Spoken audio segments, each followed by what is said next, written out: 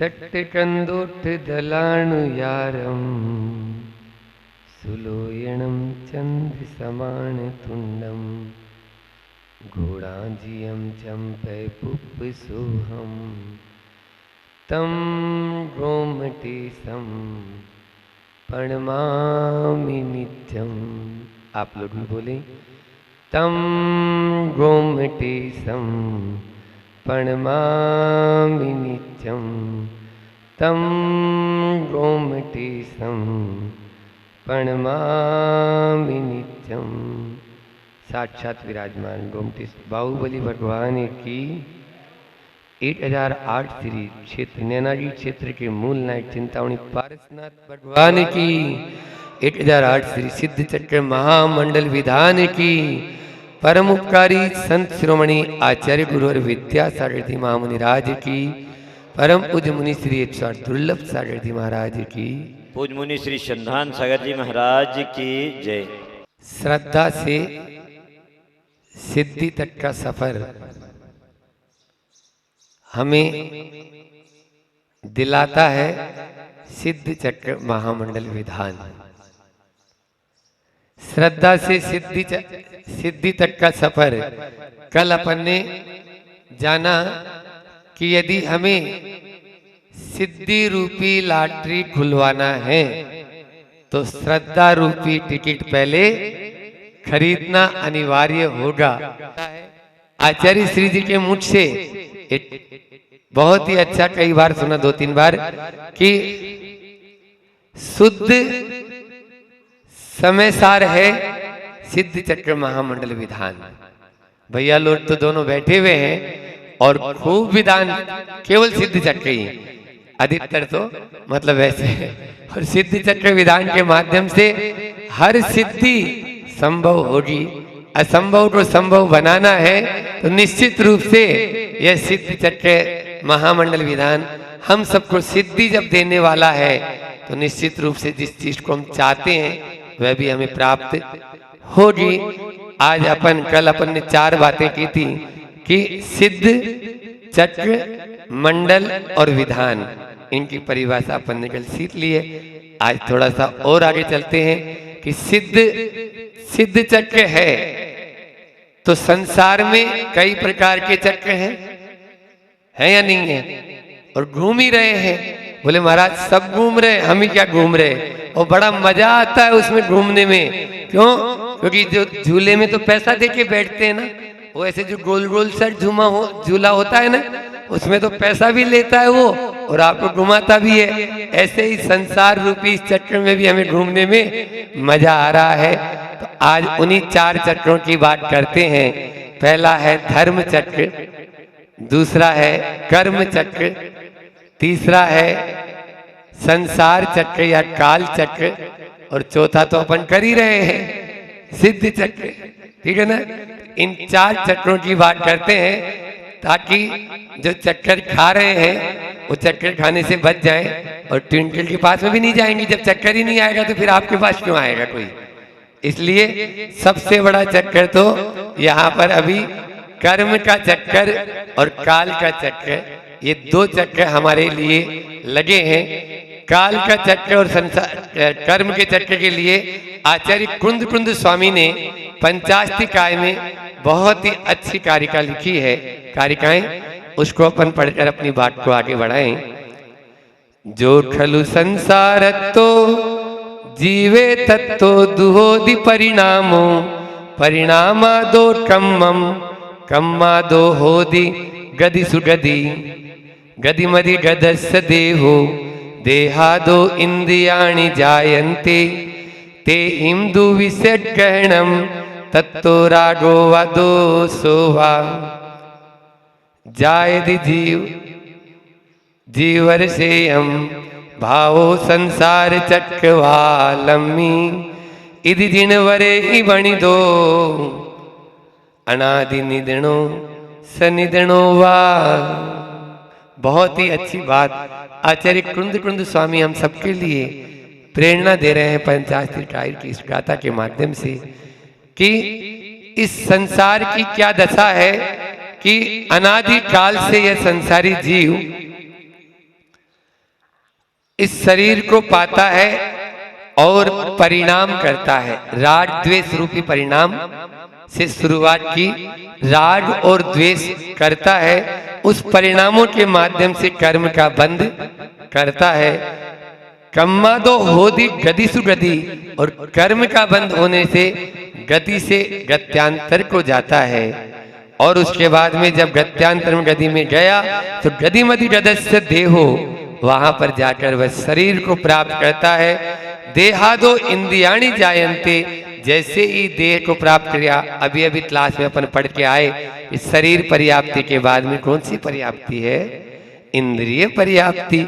इंद्रियों को पाता है और इंद्रियां पाने के बाद तेहिम तु विषय ग्रहणम, इंद्रियों के माध्यम से विषयों को ग्रहण और करता है। फिर उनमें विषय ग्रहण किया तो जो जो विषय मिलते हैं या तो राग करता है या द्वेष करता है। कितनी गर्मी पड़ रही है यहाँ पे, कहाँ लाके बैठा दिया हमको, बिल्कुल कोई यहाँ व्यवस्था नहीं है। नैना जी तो सुनते हैं बहुत ज्यादा गर्मी पड़ती है। भैया जी ने भी यही विधान का सिद्ध क्षेत्र में अभी गर्मी के अंदर बहुत सारे लोग आने वाले थे। और बता दूं आपको, लेकिन पुण्य चाहिए, कोई दुकान पे नहीं मिलता है, दुकान पे नहीं मिलता है। यहाँ तक तो वही पहुंच पाएगा, नहीं तो गाड़ी में बैठने के बाद में भी उतर जाता है। गाड़ी तो छोड़ो, फ्लाइट में बैठने के बाद उतरते हुए हमने देखे हैं, और टिकट कैंसिल होते हुए देखे, 1 साथ 20 टिकट। तो निश्चित रूप से आप लोगों का बहुत बड़ा पुण्य जो आप यहाँ तक पहुंचे हैं। तो विषयों को ग्रहण करने के बाद राग और द्वेष होता है, और वही स्थिति, राग और द्वेष होगा तो क्या होगा?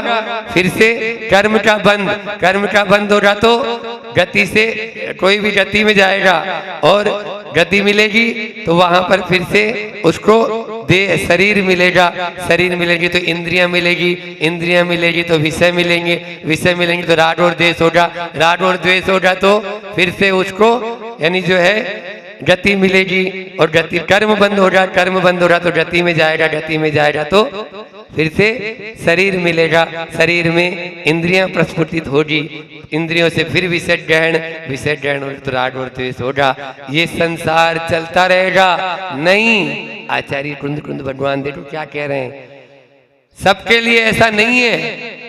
वो कह रहे हैं अनादि निधिनो सनिधिनो वा, जो अभव्य जीव है उसके लिए अनादि निधन है, और जो भव्य जीव हैं आप सब यहाँ पर बैठे हैं तो उनके लिए अनादि सनिधन है। अनादि से चलता आ रहा है तो आगे भी चलेगा, कोई जरूरी नहीं है। जिस समय चाहेंगे, आणम जानम कछु न जानम, सेठ वचन प्रमाणम, गुरु वचन प्रमाणम, आ जाओ कूद जाओ। मिलिट्री में होता है बेल्ट बांधा और कूद गए, कहाँ कोई पता नहीं है, कहाँ गिरेंगे कोई पता नहीं है। लेकिन ऑर्डर तो ऑर्डर, ऐसे ही देव जो अपने तीर्थंकर भगवंत हैं, उन्होंने जो बातें कही है उनको यदि अपन फॉलो कर लें तो 1 मिनट नहीं लगेगी छोड़ने में, छूट जाएंगे। तो इसके माध्यम से हम संसार चक्र को रोकें और कर्म चक्र भी रुकेगा, दोनों रुकेंगे। लेकिन कब? जब आप धर्म चक्र के व्यू में घुस जाएंगे। धर्म चक्र व्यू में घुस जाएंगे तो कर्म चक्र और संसार या काल चक्र आपका निश्चित रूप से टूटेगा, और जब टूट जाएगा तो सिद्धि की प्राप्ति भी हो जाएगी। धर्म चक्र में घुसने का मार्ग सिद्ध चक्र है। क्या बोला? धर्म चक्र में घुसने का मार्ग सिद्ध चक्र विधान है। सिद्ध चक्र विधान में बैठ जाओ तो धर्म हो ही रहा है, सारे पापों से विरत हो रहे हैं। अभी आप पूरा मजा लूट रहे हैं, यहाँ पे क्षेत्र पे आए हैं, कुछ नहीं, बिल्कुल जितना शुद्ध धर्म ध्यान, ये खाटी पुण्य है, शुद्ध पुण्य, जिसको साथी से पुण्य बोलते हैं। इस साथी से पुण्य कमाने का ये अवसर पुण्यशालियों को मिलता है, और आप लोगों ने उसे प्राप्त किया है। तो निश्चित रूप से आचार्य कुंद कुंड के इस कारिका के माध्यम से हमें यही मिलता है कि किस प्रकार से हम अब सिद्ध चक्र में तो आ गए, लेकिन फिर भी हाँ क्या भाव है, हाँ ये भाव है, अरे नहीं नहीं अभी नहीं बेचना, 2 दिन बाद में 10 दिन बाद में बेचेंगे, वो वाला काम नहीं करना है, नहीं तो फिर गड़बड़ हो जाएगा ना। यहाँ आने के बाद में भी पूर्ण रूप से विराम देना है। भक्ति में डूब जाना है, डूब भी रहे हैं हम, ऐसा नहीं बोले, शिकायत नहीं कर रहे आप लोगों की, है ना। सवेरे हम देखते हैं बहन, क्या नाम है उसका, अहिंसा, ओ अहिंसा बहन, आज तो उसका पेपर था, चली गई, तो अहिंसा बहन ऐसा डुबा देती है कि एक बार तो मैं तो कह रहा हूँ इंसानों की बात तो छोड़ो, यदि कोई सुन रहा होगा देवी देवता भी, तो वो भी थिरक कर खड़ा हो जाएगा, ऐसी उसकी कला और गला है। निश्चित रूप से अपन को भक्ति कैसी करें, तो भक्ति ऐसी करें, प्रभु का आता है ना उसमें भट्टामर में कि भक्ति, उन्होंने बोलते हैं कि आपकी बात क्या करें भगवान, आपका नाम स्मरण से कर्म तो कटेंगे ही, कर्म चक्र और धर्म चक्र की बात चल रही है, तो कर्म तो कटेंगे ही, लेकिन साथ में जिस प्रकार से मयूर की आवाज को सुनकर, मयूर की आवाज को सुनकर जो चंदन के वृक्ष से सर्प लिपटे हैं उनके बंधन भी ढीले पड़ जाते हैं, उसी प्रकार से हे भगवान आपके चिंतन की क्या बात कहें, आपका नाम स्मरण मात्र से ही कर्मों के बंधन ढीले पड़ जाते हैं, कर्मों के बंधन ढीले पड़ जाते हैं, इसलिए कर्मों को काटना है, समझ में आ रहा है, तो धर्म को ग्रहण कर लो बस।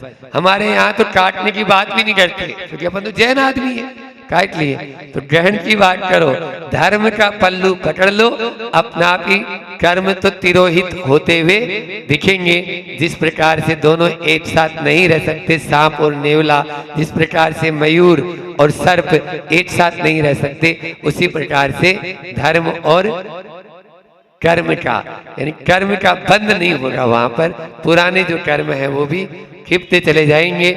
बिल्ली को देखा आपने, बिल्ली, एक बिल्ली होती है और एक बंदर होता है, देखो भक्ति प्रेम रूपा कैसी होती है, कल इसके बारे में और बताएंगे कि बिल्ली जो है, एक भजन सुना होगा, जहां ले चलोगे वहीं मैं चलूंगा, जहां रख दोगे नाथ वहीं मैं रहूंगा, ये दोनों लाइनें उसमें जुड़ रही है, इसलिए हमने चिंतन किया कि जहां ले चलोगे, बंदरिया होती है पेड़ से चिपकी भी रहती है अपनी माँ से, जहां ले चलोगे वहीं मैं चलूंगा, और जो बिल्ली का बच्चा होता है उसको बिल्ली मुंह में उठाती है, जहां रख दोगे नाथ वहीं मैं रहूंगा।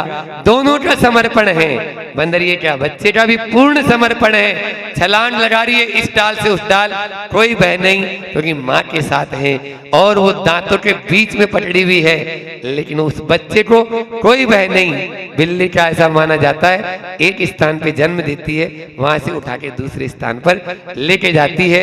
ऐसी ही भक्ति, या तो उस बंदरिया के बच्चे जैसी भक्ति, या उस समर्पण ऐसा जो उस बिल्ली के बच्चे जैसा हो, तभी हम इस सिद्ध चक्र महामंडल विधान का पूरा लाभ लेकर धर्म चक्र को अपनाते हुए कर्म चक्र और संसार चक्र को पार कर पाएंगे। इतना ही रखते हैं, समय अपना पूर्ण हो चुका है। बोलिए अहिंसा परमो धर्म की, आचार्य गुरुवर विद्यासागर जी महामुनि राज की। देखो हमारे पूज्य गुरुदेव आचार्य भगवंत विद्यासागर जी महाराज जी हैं, वो क्या हैं, अकेले थे, लेकिन देखो उन्होंने सबको अपने अनुरूप बना लिया। आज सैकड़ों हजारों शिष्य पूरे भारतवर्ष में विचरण कर रहे हैं, तो क्या सबको अपने अनुसार चला लिया उनने, अपनी खुद की स्वयं की साधना से, उनने स्वयं ने साधना करी, तब वो सबको अनुरूप चला पाए। मतलब क्या हुआ, इसमें दो बातें हैं। क्या दो बातें हैं? आपके अनुसार कोई चल सकता है, बिल्कुल चल सकता है। आप चाहते हो कि मेरे अनुसार सब चले, मेरा परिवार चले, मेरे बच्चे माने, मेरी पत्नी माने, मेरी माँ माने, मेरा भाई माने, मेरा बेटा माने, सब मानेंगे, पर उसमें दो चीजें, आपके पास वो पुण्य भी तो चाहिए। सबसे बड़ी बात ध्यान रखना, पुण्य के बिना कुछ नहीं मिलता है, पुण्य चाहिए। वो पुण्य अगर आपके पास है तो दुनिया आपके अनुसार चलेगी, अन्यथा नहीं है तो संकल्प विकल्प मत करो, कोई मतलब नहीं। और दूसरी बात, या पूर्व भी मतलब या ये मान के चलो कि अगर मान लो वो हमारे अनुसार नहीं चल रहा है, तो ये मान के चलना पूर्व भाव में हम भी उसके अनुसार नहीं चले थे, पूर्व भाव में हम भी उसके अनुसार नहीं चले थे। इसलिए वो भी नहीं चल रहा है। इसलिए काय को विकल्प करना और काय को संकल्प करना, कोई मतलब नहीं विकल्प करने से और संकल्प। मैं बार बार इस चीज के लिए बहुत अच्छा उदाहरण देता हूँ, आप लोगों के बीच में फिर दे रहा हूँ, मेरा प्रिय उदाहरण है और मैं तो इसको बार बार चिंतन करता हूँ। आप लोग इस उदाहरण को याद करना। कर्म रूपी रेस्टोरेंट में, कर्म रूपी रेस्टोरेंट में आपने जो बुक किया है ना वही मिलेगा।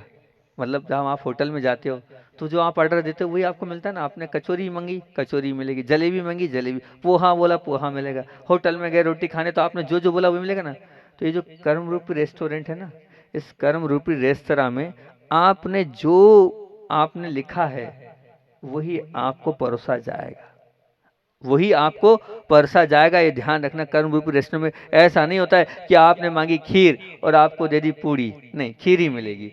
ऐसे ही ध्यान रखना। अगर आपकी कोई बात नहीं मान रहा है, आपकी इच्छा से कोई नहीं चल रहा है, तो ध्यान रखना उसका हेतु यही है कि आपने भी उसकी बात नहीं मानी होगी, इसलिए वो आपकी बात नहीं मान रहा है। बस अगर आपने इतना बना लिया ना तो बहुत अच्छा होगा, आपका जीवन सफल हो जाएगा। ध्यान रखना। जिन्होंने रहकर सहाय और जिन्होंने, आप और उदाहरण देख लो आप, मतलब जिसने रहकर सहा है उसकी तो देवता लोग भी सेवा करते हैं।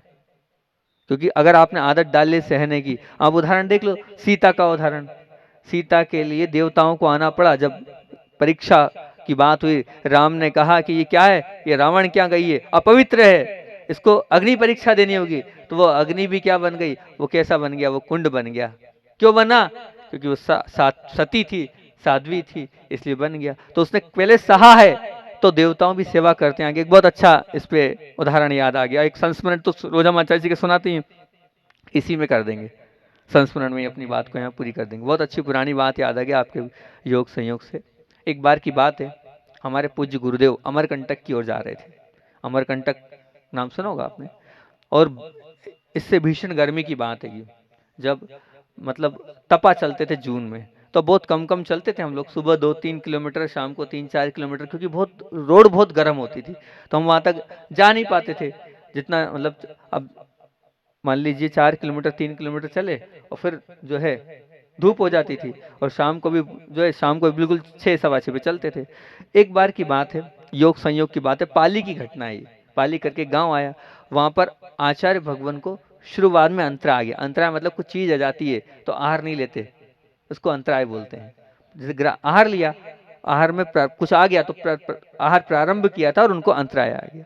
और योग संयोग की बात है, बड़े महाराज समय सागर जी थे, उनको भी ऐसे ही अंतराय आ गया।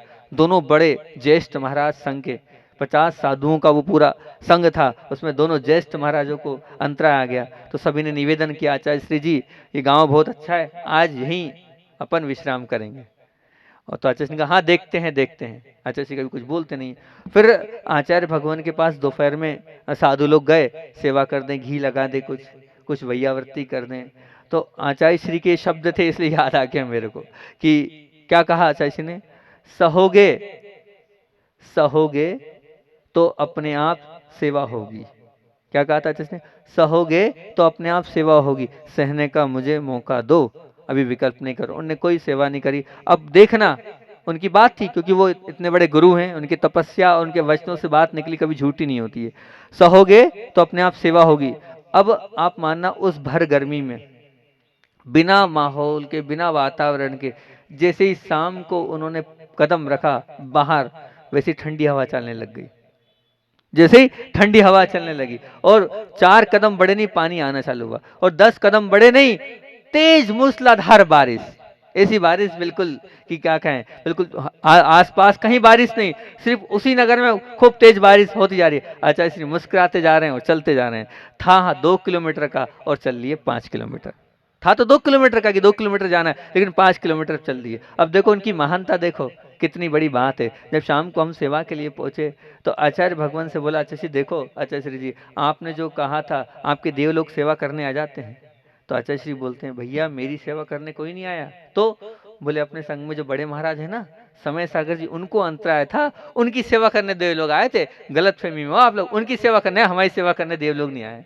बताओ, मतलब अपना पुण्य भी वो अपने लिए नहीं लेते हैं। ऐसे पूज्य हमारे आचार्य भगवान हमारे गुरुदेव हैं। तो आप अगर सहोगे तो आपके लिए, अब आप आगे रह के तैयार हो जाओगे, वे ये कर दो, तो फिर कहाँ से आप तकलीफ सहो, कष्ट सहो, तो अपने आप आपकी सेवा करने के लिए देवता लोग आएंगे और आपकी सेवा करेंगे ही करेंगे, सहन करना पड़ेगा। एक और याद आ गई हमें, एक पति पत्नी थे।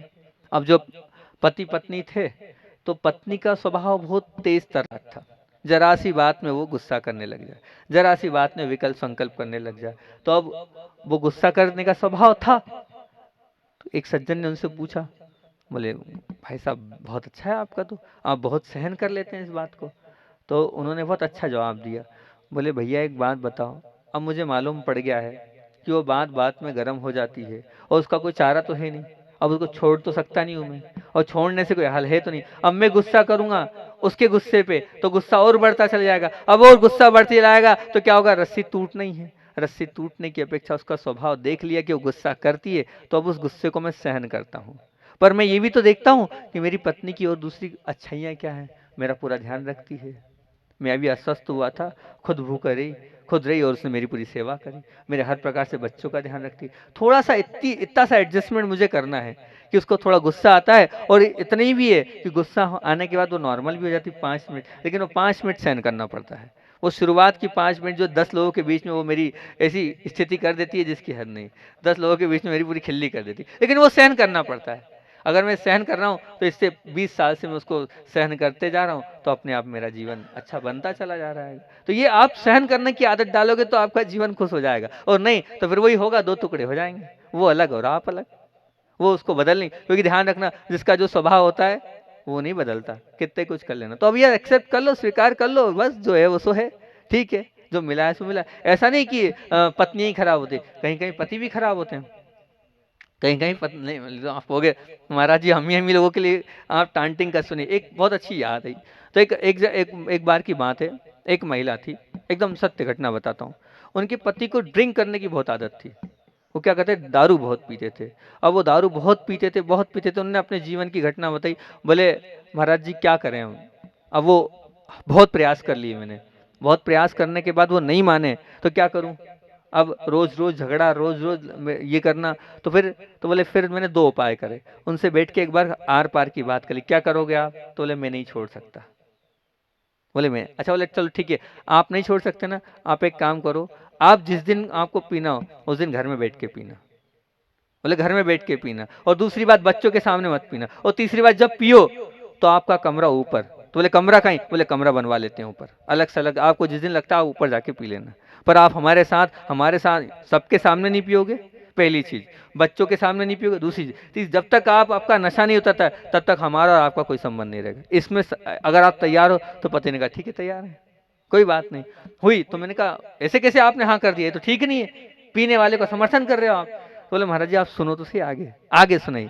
तो बोले उसके बाद कुछ नहीं, मैंने बहुत सरल और सहज भाव से रोज प्रतिदिन, सुनना ध्यान से उस महिला की बात, रोज प्रतिदिन ये भावना भाती थी कि मेरे पति बहुत अच्छे हैं, मेरे पति बहुत बढ़िया है, उन्होंने दारू ड्रिंक छोड़ दी है। मैं रोज रात को रोज यही सपना सोचती थी कि मेरे पति बहुत अच्छे हैं, उन्होंने ड्रिंक छोड़ दी। मैंने किसी को कुछ नहीं बताया, ना मैं अपनी मायके बताती थी, ना आजू बाजू वालों को बताती थी, ना समाज वालों को बताती थी, ना उनको मित्रों को बताती थी। सब कहते थे तो मैं सबसे एक ही बात, मेरे पति ने छोड़ दी। वो बोलते नहीं छोड़ी, नहीं छोड़ दी, अरे नहीं छोड़ दी उनने, तो बात खत्म, सबसे एक ही बात, छोड़ दी। मैंने बार बार कहा छोड़ दी छोड़ दी छोड़ दी, महाराज जी आप मानना साल भर के अंदर उनकी ड्रिंक छूट गई। बोले पहले मैंने स्वीकार किया ना मेरे पति अच्छे हैं, वो छोड़ देंगे तो छूट गई, पहले हमें स्वीकार कर लो आप, वो अच्छे हैं तो अच्छे बन जाएंगे। हम ही खुद वो 10 बात सुना के सामने वाला उसी को प्रेशर दे दे के कर देते हैं। हमने उनको छूट दे दी और अपने आप उनसे अलग हो गए। बच्चों के सामने नहीं करना तो उनके अंदर क्या पता कैसे परिवर्तन है, उन्होंने छोड़ दी। सत्य घटना, एक परिवार के नाम बताना ठीक नहीं इसलिए नहीं बता, लेकिन सत्य घटना है। तो ऐसा करो तो आप सह लोगे उनका वो गुस्सा, उनकी वो सब, तो अपने आप आपका भला होता चला जाएगा। तो ये ध्यान रखना है। आपके सामने अपनी बात बताई, कल की एक और अच्छी बात बता रहा हूँ।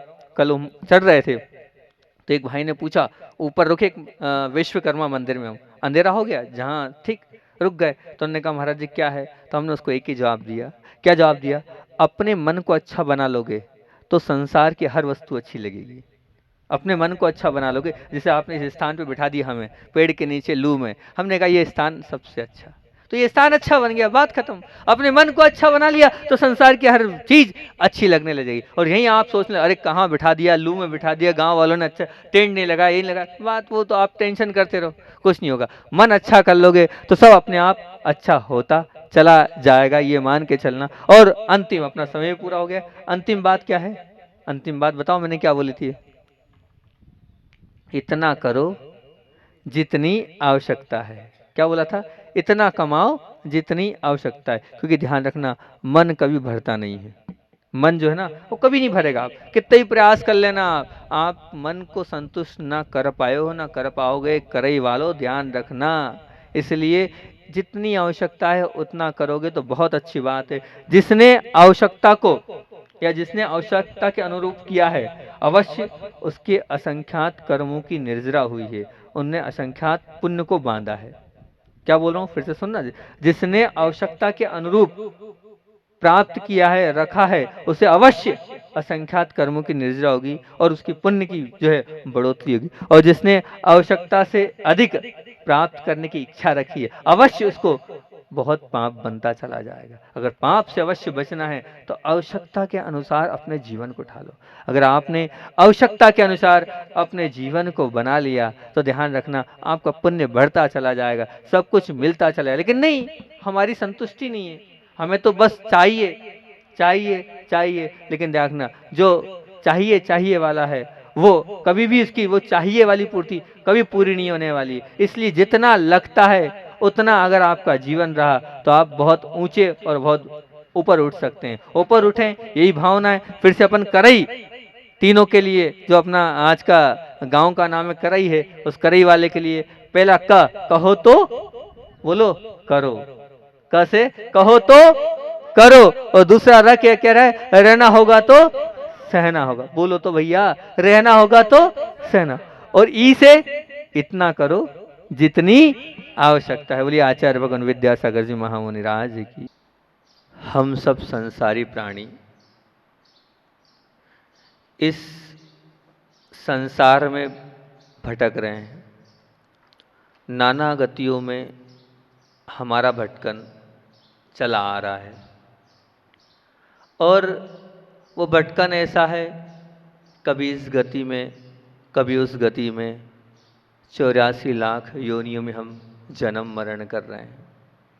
इन 84 लाख योनियों में जन्म मरण हम क्यों कर रहे हैं? क्या कारण है हमारा कि हम इन गतियों में हमारी भटकन चलती आ रही है, चलती जा रही है?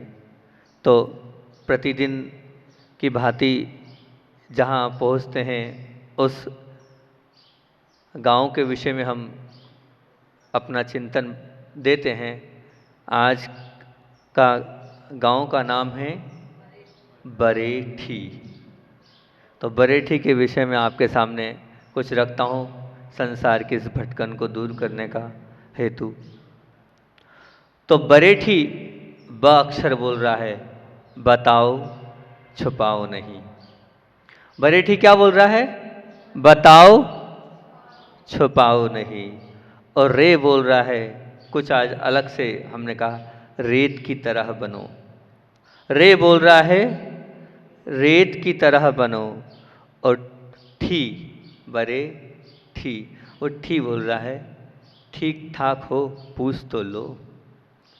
ठीक ठाक हो पूछ तो लो। तीनों को आप पहेलियां सी लग रही है, तीनों को समझाने का प्रयास करूंगा मैं, आप समझेंगे तो सबसे पहले जो भटकन है, उस भटकन का कारण यही है कि हम जो गलती कर रहे हैं उस गलती को बताते नहीं हैं।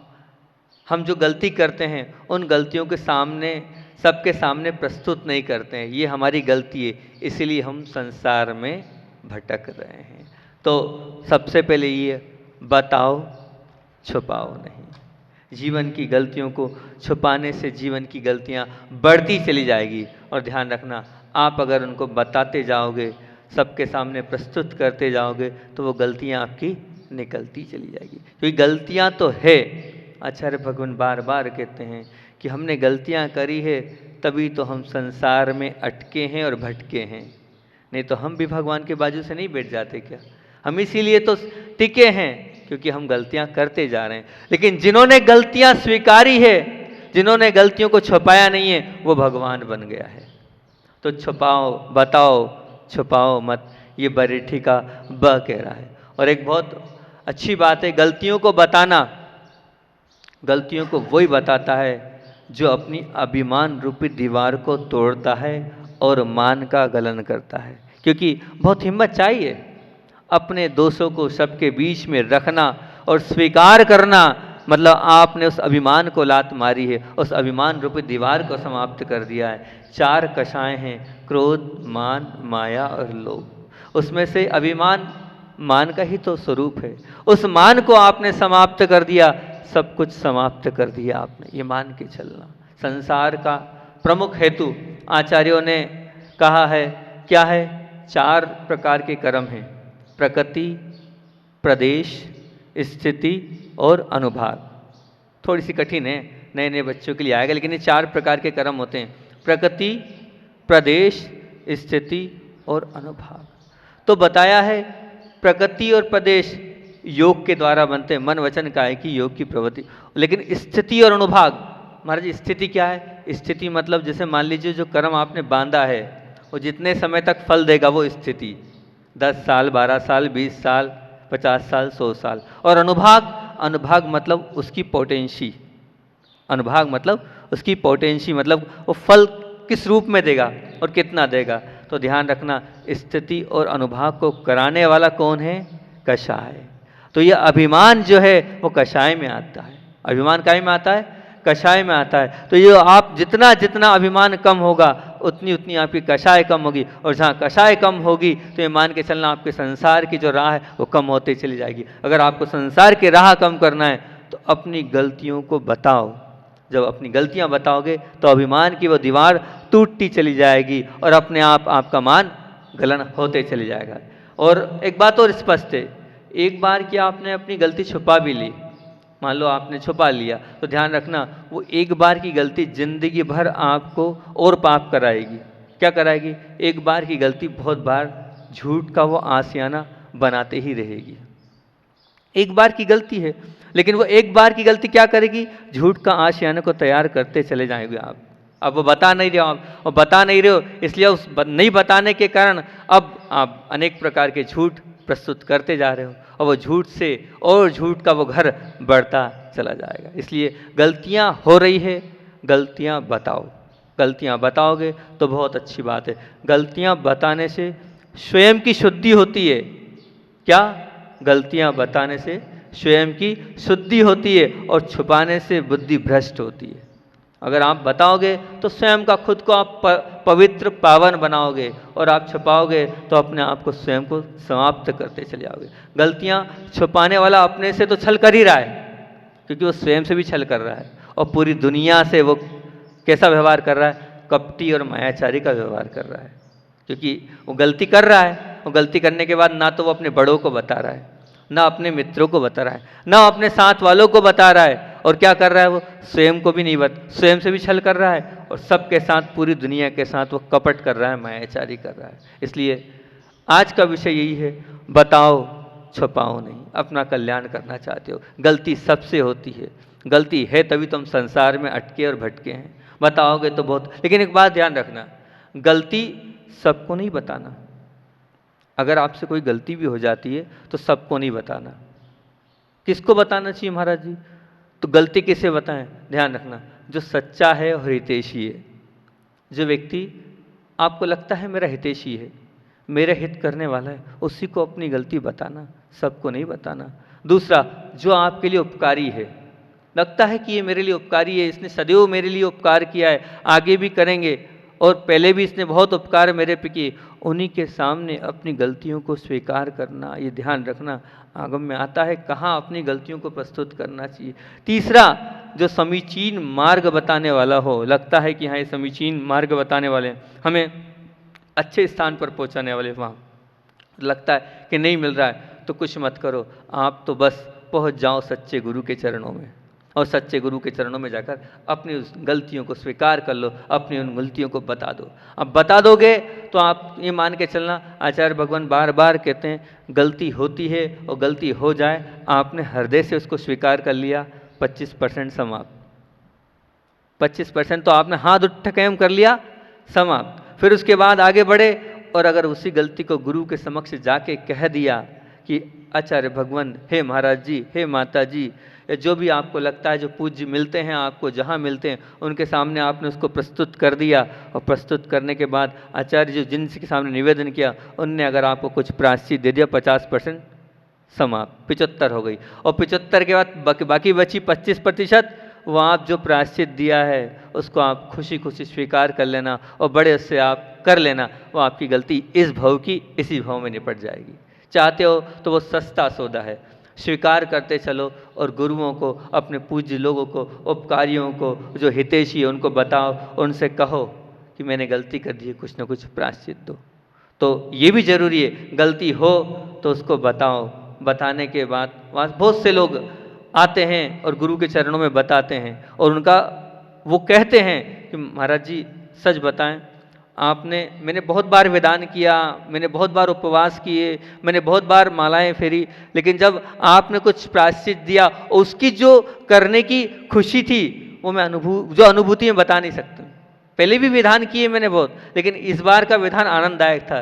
क्यों? क्योंकि पापों के गलन करने के लिए आपने विधान किया था, तो निश्चित तौर से वो आपका पाप चला जाएगा। और दूसरी बात एक और बोलता हूँ, जो सबने देख लिए उसे आप बता रहे हो, और जो किसी ने नहीं देखी है वो अगर आप नहीं बता रहे हो, वो अपने साथ आप गलत कर रहे हो। मान लो ऐसा लगता है पापा ने देख लिया, मम्मी ने देख लिया, भैया ने देख लिया, मित्र ने देख लिया, किसी बड़े ने देख लिया। अब जब देख लिया है तो सबसे अच्छा है पहले अपने आप को पेश कर दो, तो बरी हो जाएगा मामला।